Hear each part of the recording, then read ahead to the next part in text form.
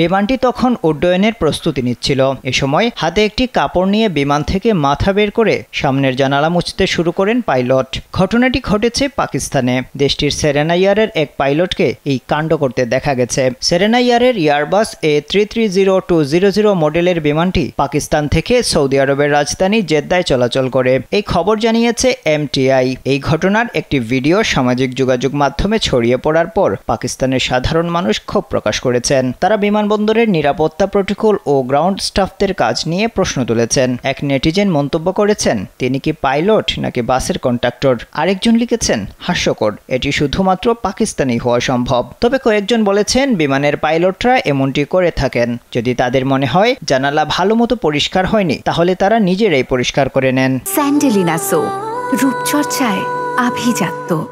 একজন লিখেছেন, সত্যি বলতে পাইলটরা এটি করেন, সবাই করেন না, কিন্তু যখন তারা পরিষ্কার নিয়ে সন্তুষ্ট না হন তখনই নিজেরাই করেন। এটি খুবই সাধারণ একটি বিষয়।